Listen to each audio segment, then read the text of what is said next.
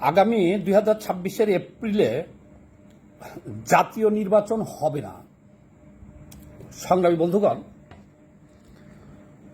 আপনারা জানেন যে তারেক জিয়া আর হলো ডক্টর মোহাম্মদ ইউনূসের যে বৈঠকটা হয়েছে,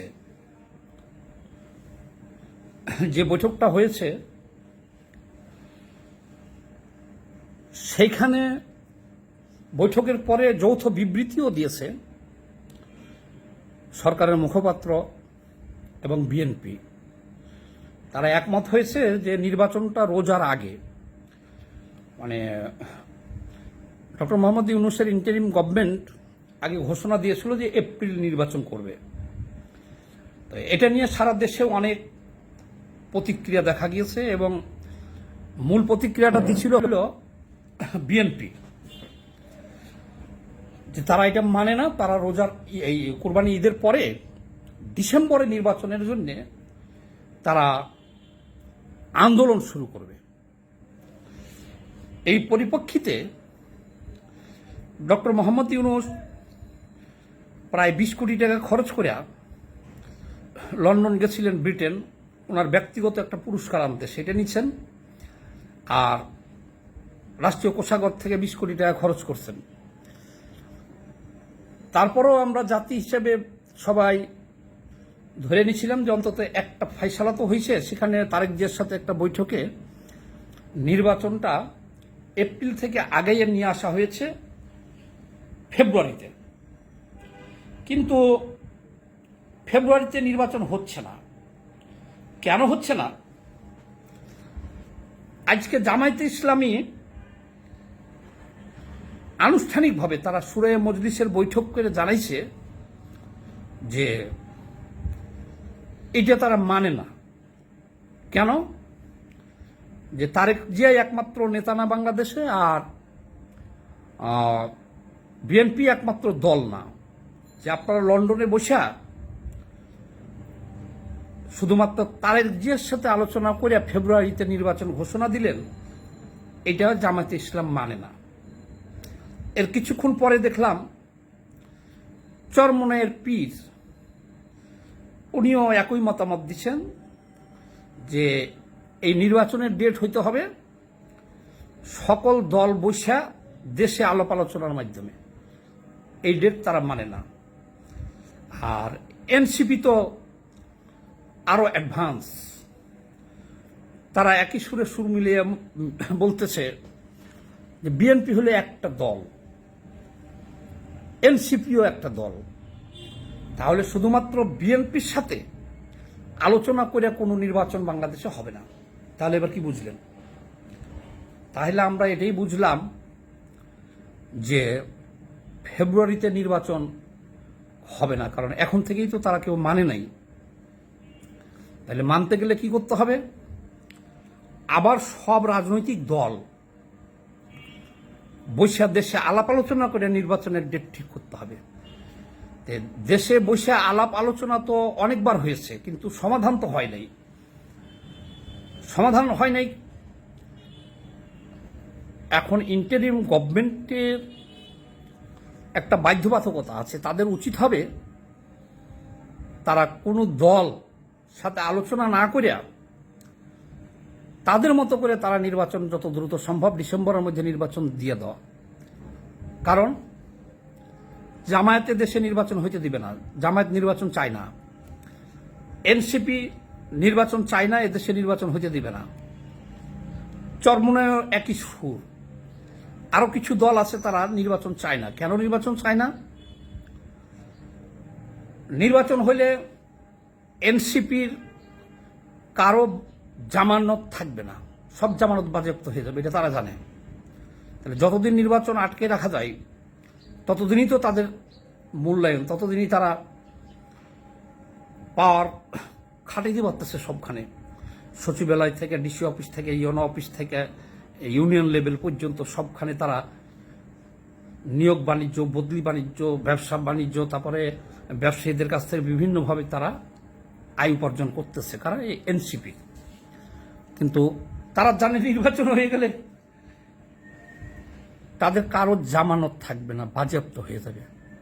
আপনারা দেখছেন যে নাসির একজন সমন্বয়ক হাসনাত আবদুল্লাহকে বলছে যে একটা মেম্বার হয়ে দেখাও, নির্বাচন এত সহজ জিনিস না। বাস্তবতা হলো এটাই। আর জামাতে ইসলাম দেখতেছে যে এখন তারা ক্ষমতায় আছে। জামাতে ইসলাম কিভাবে দেখেন, ঢাকা বিশ্ববিদ্যালয়ের ভিসি কার? জামাতের। এই যে আন্তর্জাতিক অপরাধ ট্রাইব্যুনালে বিচারপতি থেকে শুরু করে চিফ প্রসিকিউটর থেকে শুরু করে যারা আছে এরা কারা? জামায়াতের। বাংলাদেশের মূল বিশ্ববিদ্যালয়গুলোর ভিসি কার? জামায়াতের। এবং সচিব থেকে শুরু করে ডিসি এসপি পর্যন্ত, ওসি পর্যন্ত অনেক পদ দখল করে ফেলছে জামাত তাদের লোকজন দিয়া। এখন নির্বাচন হইলে জামায়াত সব ধরনের জরিপে পাওয়া যায় যে গোটা 5 আসন তারা পাবে। ভোট 5% থাক, 7% থাক, এতে তো আপনি সংসদে যাইতে পারবেন না। 5% ভোট 100%-এর মধ্যে যদি থাকে আপনি যাইতে পারবেন না। তাহলে কি হবে? তারা 5টা আসন পাইতে পারে, বিভিন্ন জরিপে আসতেছে। তাহলে তো তাদের পাওয়ার শেষ। তারা এখন যেভাবে প্রশাসন যন্ত্রটা, বিশ্ববিদ্যালয়গুলো, রাষ্ট্রতে সবখানে দখল করে আছে, এটি তাদের শেষ হয়ে যাবে। কাজে এত সহজে জামাত বাংলাদেশে নির্বাচন হইতে দিবে না, এটা মনে রাখবেন। এবং এই জামাতের খপ্পরে পড়িয়া আরও কিছু দল এদের সাথে যোগ দিবে। বিএনপির উচিত ছিল যে ডিসেম্বরে নির্বাচনের দাবিতে অনড় থাকা। সমস্যা কি? ডিসেম্বরে নির্বাচন দিলে সমস্যা কি? আপনি যদি ফেব্রুয়ারিতে নির্বাচন দিতে পারেন তাহলে ডিসেম্বরে নির্বাচন দিলে সমস্যা কি? তাহলে বিএনপির মোটামুটি একটা সর্বনাশী হয়ে গেছে। সর্বনাশ বলতে এই যে তারা যে মানছে ফেব্রুয়ারিতে নির্বাচন, এতে তাদের ক্ষতি হয়েছে কি? একটা দীর্ঘ একটা টাইম অটোমেটিকলি লস হয়ে যাচ্ছে। কারণ ফেব্রুয়ারিতে নির্বাচন হবে না। বিএনপির নির্বাচনের জন্য এই দেশে আন্দোলনে নামতে হবে। আর সেই আন্দোলনটা যদি এখন থেকেই শুরু করত তাহলে ডিসেম্বরে নির্বাচনটা তারা আদায় করে নিতে পারত।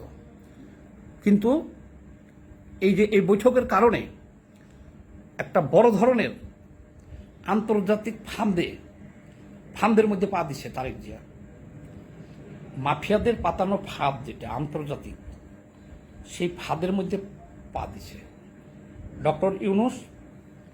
উনি তো ছোট মাঠের খেলোয়াড় না, উনি বড় মাঠের খেলোয়াড়। এই জন্যে তারেকের সাথে যে লন্ডনে বসছে এবং ওখান থেকে উনি সারা বিশ্বকে জানিয়ে দিছে যে বাংলাদেশে গণতন্ত্র কিছুই না। কেন? নির্বাচন আসলে জনগণ বলে তুমি টাকা দাও, আমি তোমাকে ভোট দিব, এটা জনগণ বলে। সারা বিশ্বর কাছে বাংলাদেশের জনগণকে এইভাবে উপস্থাপন করছে যে বাংলাদেশের জনগণ গণতন্ত্র নির্বাচন বুঝে না, তারা টাকা বুঝে। ভোটের আগে বলে আমাকে টাকা দাও, আমি তোমাকে ভোট দিই। তাহলে এইখানে ডক্টর ইউনূস কি সিগন্যাল দিছে? উনি কি সিগন্যাল দিছেন যে উনি দেশে নির্বাচন দিবে, গণতন্ত্র ফিরিয়ে দিবে? আবার কথার মধ্যে কিন্তু উনি প্যাচ রেখে দিছে যে রোজার আগেও নির্বাচন হইতে পারে ফেব্রুয়ারিতে, যদি সংস্কার এবং বিচার, জুলাই সনদ, এগুলো ঠিকঠাক মতো আগে নিতে পারি। তাহলে এবার নিশ্চিত থাকেন বিচার, তারপরে সংস্কার, জুলাই সনদ, এগুলা খুব সহসা শেষ হবে না। ফেব্রুয়ারির আগেই দেখবেন ঘোষণা আসবে যে না, এগুলো এখনো সংস্কার শেষ হয় নাই, নির্বাচন পিছিয়ে যাব। পিছিয়ে গেলে তো ফেব্রুয়ারি থেকে যদি এপ্রিলে নাই, এপ্রিলে তো সিজন ভালো না, নির্বাচনী আবহাওয়া ভালো না, তাহলে আবার ওই 2026-এর ডিসেম্বরে যাবে। তারপরে আদেও কোনো নির্বাচন হবে কি হবে না এটাও ঠিক না। নির্বাচন হবে, এই নির্বাচন সেই দিনই হবে যেই দিনকে বিএনপি সহ অন্যান্য রাজনৈতিক দলগুলা আন্দোলন করবে এবং ডক্টর ইউনূস পালাই যাবে দেশ ছেড়ে, তারপরে নির্বাচন হবে। এছাড়া নির্বাচন হবে না। তাহলে এই যে লন্ডনে যে বৈঠক হলো, এই বৈঠকে কি হলো? বিএনপির আরো ক্ষতি হলো। বিএনপি মাফিয়াদের পাতানো ফাঁদে পা দিছে, নির্বাচন হচ্ছে না ফেব্রুয়ারিতে। সবাই ভালো থাকবেন, ধন্যবাদ।